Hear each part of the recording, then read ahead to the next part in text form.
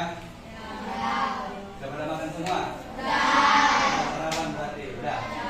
Berarti udah siap buat mengikuti pelajaran hari ini. Ya udah, sebelum kita mulai masuk pembelajaran, sebelum kita mulai dan masuk pembelajaran, kita baca doa terlebih dahulu sebelum. Siapa yang dia sebutin? Ya,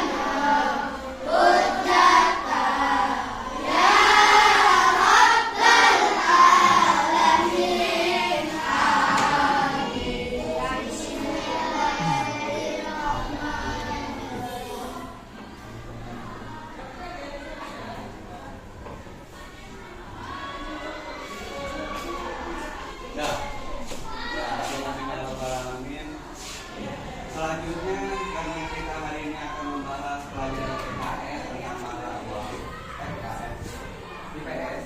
Selanjutnya karena kita akan membahas tentang pelajaran IPS, kita mau nyanyi dulu, nyanyi Indonesia Raya. Nyanyinya yang semangat, kayak pelajaran semangat. Ya, nyanyi bareng-bareng semuanya. Kalau bisa suaranya tegangin. Ya, ya bisa dimulai. Ya, 1, 2, 3. Indonesia tanah airku, tanahku darahku. Di sanalah aku berdiri, jadi pansuri buruh. Indonesia kebangsaanku, bangsa dan tanah airku. Marilah kita bersatu, Indonesia bersatu.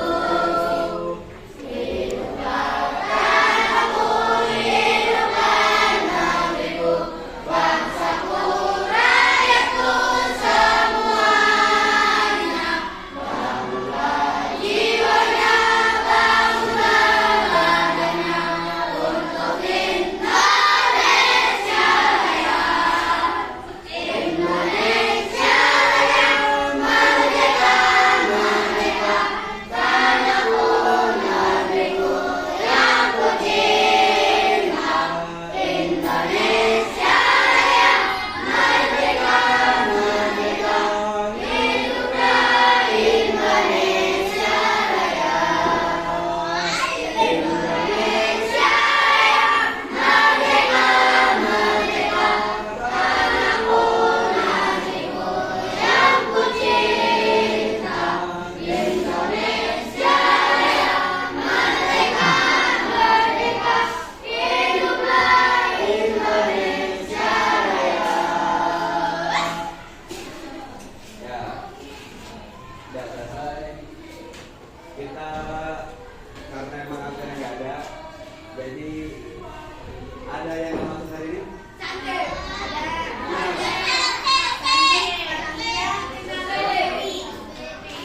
Kenapa? Sakit semua. Ya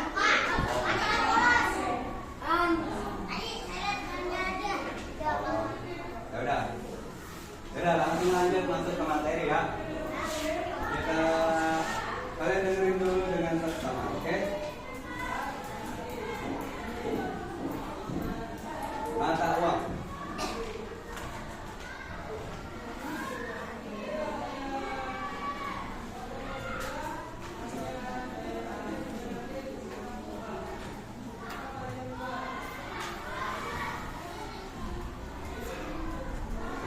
Ya, sebelumnya pernah nggak kalian itu jajan? Kalau jajan biasanya pakai apa? Duit itu bentuknya kayak gimana? Ya, kalau zaman dulu kalau mau jajan itu biasanya pakai apa? Apa? Selain logam, cara mereka jual beli itu pakai apa?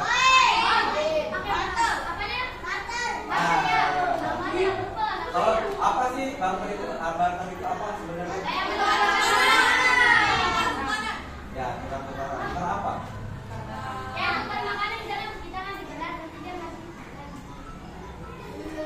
Ya, tukar barang ya. Misalnya kita lagi butuh beras, cuma kitanya punyanya ikan gitu.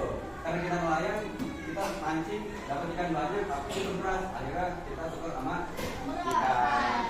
Ikan kita ditukar sama beras dan kita dapat beras. Ya, zaman dulu sebelum ada mata uang tuh jadinya ya barter. Ya, paham ya? Berarti kalian udah paham ya? Misalnya kalian disuruh bawa duit 100.000, udah paham itu buat beli apa aja, paham kan? Kalau misalnya disuruh beli alat tulis, apa yang mau kalian beli dari 100.000? Alat pensil, terus pulpen, terus penghapus, terus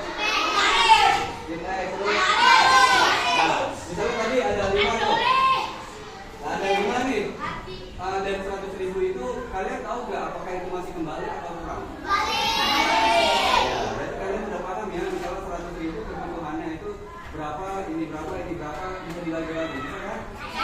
Oke.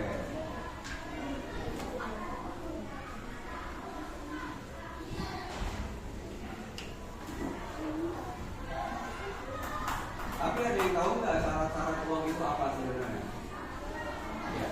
Syarat-syarat uang itu dari zaman dulu atau sampai zaman sekarang ada syarat-syaratnya sebenarnya uang itu.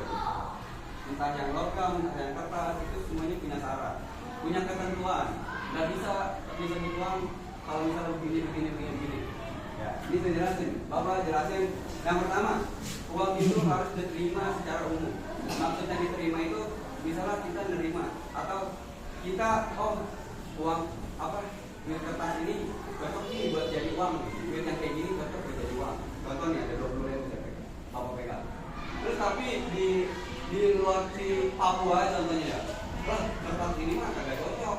Kalau kertas ini mah di cuaca yang kayak di Papua gampang sobek, gampang kena air, gampang sobek, gampang bakar, gampang hancur. Gitu. Nah itu yang dimaksud nggak diterima oleh semua kalangan. Mereka nggak mau tuh. Atau enggak di Sumatera gitu. Sumatera nggak mau kalau bentuk uang ini berupa kertas, nggak mau. Karena apa? Karena mungkin bagi dia kertas itu sesuatu yang sakral gitu, bisa apa? Ya, pokoknya sama kayak tadi, bisa gampang sobek, gampang hancur, gampang apa namanya terkeret gitu kan? Ya, makanya, nah, oleh sebab itu di bagian kita ini menerima uang yang kita lakukan, kalau bagian itu enggak. Nah, itu jadinya nggak sah. Tapi karena sebab uang kertas itu yang kita pakai udah diterima, di Papua, sampai Aceh, sampai Kalimantan, sampai mana tahu, Bali, ke Jawa, ya. Nah itu semuanya sah, apa diterima mereka semua oke-oke aja, ya berarti boleh dipakai. Itu syarat yang pertama. Syarat yang kedua, ada jaminan pemerintah. Jadi di dalam uang itu nanti pasti ada logo, ada lambang-lambang BI, Bank Indonesia. Ada kan? Kalau kita di Terawang ada kan? Nah, itu ada jaminan atau stempel sah bahwasanya gue pakai kertas ini bisa nih buat jadi alat tukar. Ya, tuh. Contohnya, ya. Ada kan? Pokoknya ada lambang BI-nya. Ya, ada jaminannya. Berarti kalau misalnya nih, kita ngasih dia kan uang itu kan kertas ya, bentuknya kertas. Kita ngasih dia buat beli beras nih. Kita beli beras pakai uang. Nah itu dijamin tuh uang itu pasti bisa dipakai buat dibeliin lagi.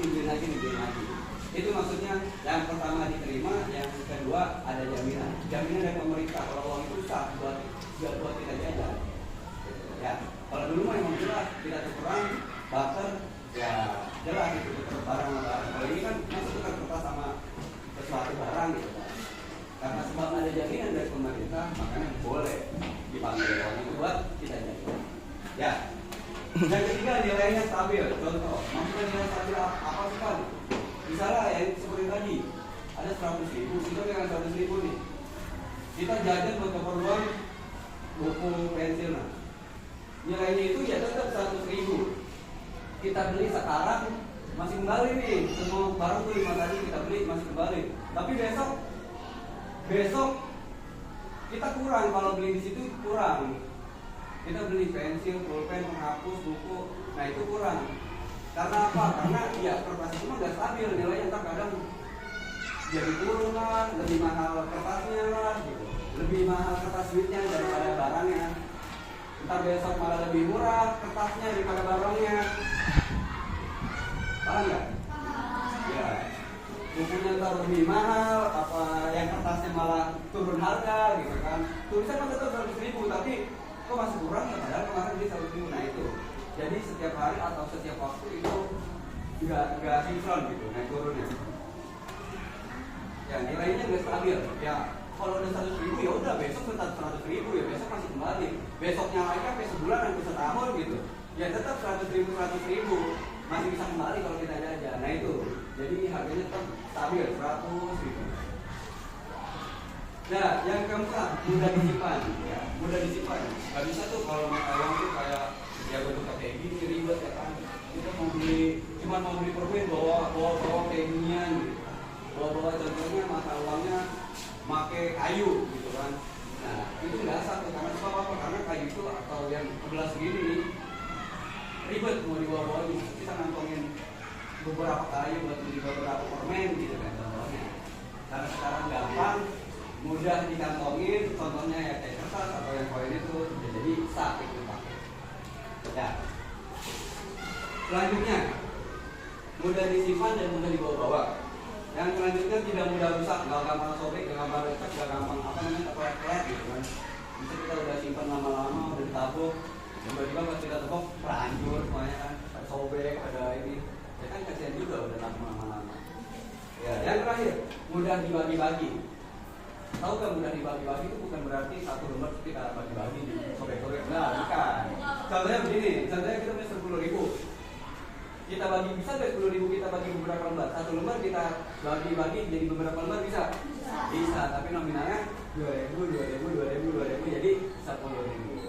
Ya, itu maksudnya bisa dibagi-bagi. Paham nggak? Satu lembar bisa jadi 5 lembar contohnya. Berarti kalau 5 lembar berarti pakai duit 2.000-an. Ya, sebenarnya paham nggak? Oke. Tapi zaman dulu tuh sebenarnya uang itu udah dari kertas. Susah. Zaman dulu kan nggak ada kertas, ada batu, logam. Jadi zaman dulu tuh di Arab itu makanya di depan lah itu logam. Cuma kalau di Arab ada yang emas, ada yang perak. Gitu. Jual belinya tukar barang itu emas sama perak. Contoh mau beli kambing gitu. Ya tukeran emas yang udah dicetak gitu. Emas yang udah resmi dari pemerintah sono. Oh ini pakai sabingan emas berapa? Kasih. Ya. Sampai sini ada yang mau bertanya? Sudah paham semua? Oke.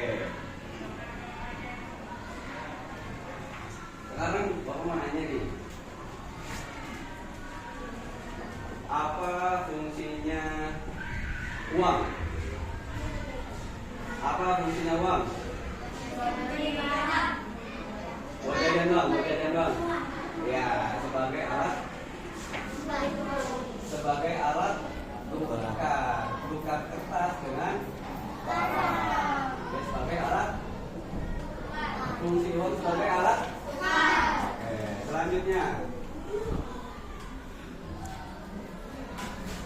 Apakah uang itu hanya berbentuk kertas atau logam? Enggak. Oke, benar enggak. Terus ada bentuk apa lagi? Apa?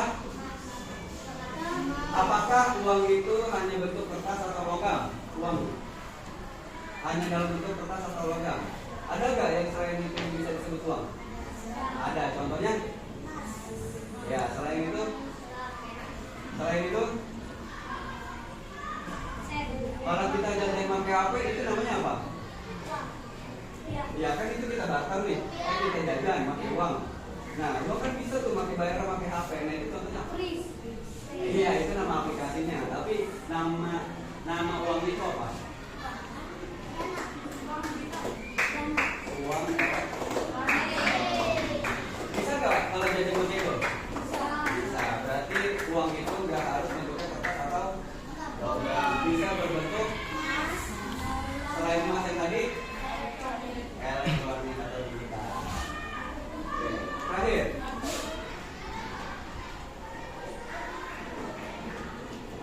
Coba sebutin tadi apa aja. Kita kalau kita mau dapetin sesuatu atau kita mau beli sesuatu bisa pakai apa aja. Bentuknya apa aja? Coba sebutin.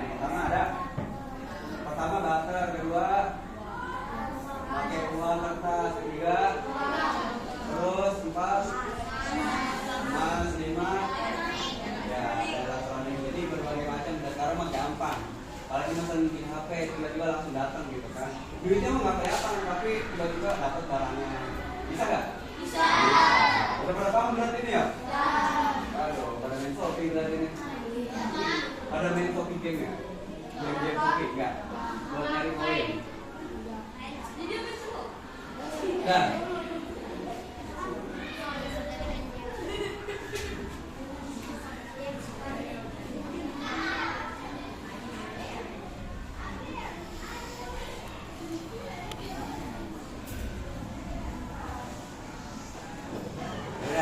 Sekarang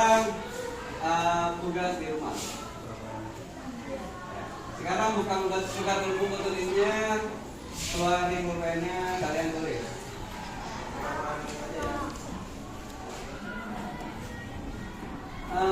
Nanti kalian kerjain di rumah, kalian diskusiin, kalian cari semua jawabannya, baru minggu besok kita bahas. Oke. Nomor 1. Menurut kalian apa sebenarnya fungsi uang? Ya, berapa fungsi? Nomor 1. Menurut kalian apa sebenarnya fungsi uang? Nomor 2. Apa jenis uang yang beredar di sekitar kalian? Apa jenis uang yang beredar di sekitar kalian? Nomor 3. Apa saja yang biasa kamu lakukan dengan uang yang kamu miliki?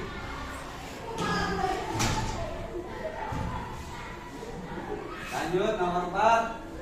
Mengapa kita harus berhati-hati dalam menerima dan mengeluarkan uang?